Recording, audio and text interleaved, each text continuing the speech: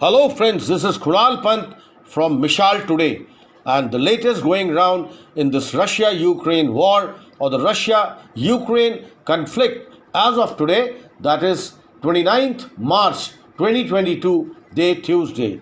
US President Joe Biden late on Monday said his remark that Russian President Vladimir Putin should not remain in power reflected his own moral outrage at Russia's invasion of Ukraine. It's not a US policy shift.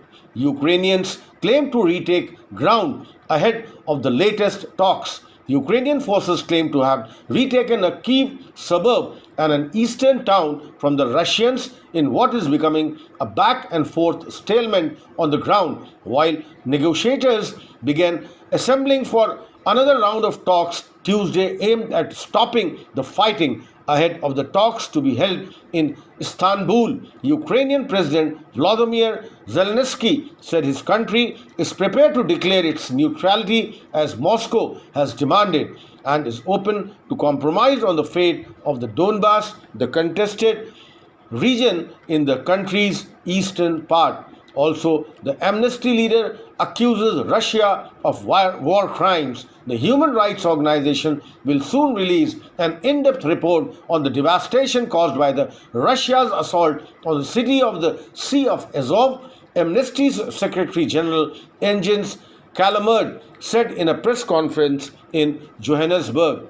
Ukrainian says 5,000 dead in catastrophic Mariupol siege. Ukrainian on Monday said at least 5,000 people have died in a catastrophic humanitarian crisis gripping pulverized Mariupol as fighting raged around Kyiv, including in a strategic suburb where defenders claim to have driven out the Russian invaders. Ukraine claims to have taken or retaken a Kyiv suburb. Ukrainian forces claim to have taken a Kyiv suburb in the eastern town from the Russia in what is becoming a back and forth stalemate. The United Nations chief has launched an initiative to immediately explore possible arrangements for a humanitarian ceasefire in Ukraine in order to allow the delivery of desperately needed aid and pave the way for serious political negotiations to end the month-long war. Ukraine said its top objective at the first face-to-face talks with Russia in over 2 weeks due to take place in Turkey on Tuesday is to secure a ceasefire, although both and the United States were skeptical of a major breakthrough. As it rushes to help the Ukrainian refugees, the West must not divert aid from the poor countries also suffering from the fallout of the war, the head of a major refugee aid warned, that is the AFP.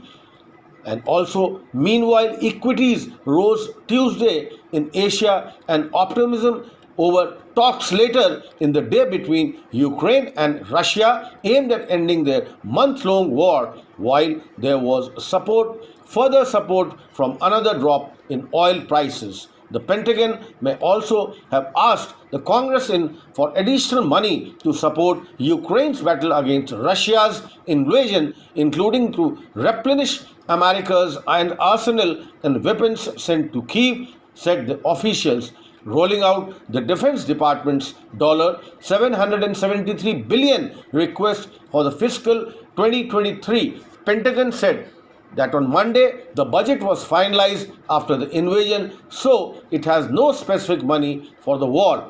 Congress approved $13.5 billion emergency funding package in early March. Also, Russia-Ukraine war, the total chief wants Ukraine humanitarian ceasefire. The United Nations chief has launched an initiative to immediately explore possible arrangements for a humanitarian ceasefire in Ukraine in order to allow the delivery of desperately needed aid, and it has been reported that for the serious political negotiations to end the month-long war. Stay tuned with us. Till then, goodbye. Friends, this is Kunal Pant from MISHAL Today, Lucknow.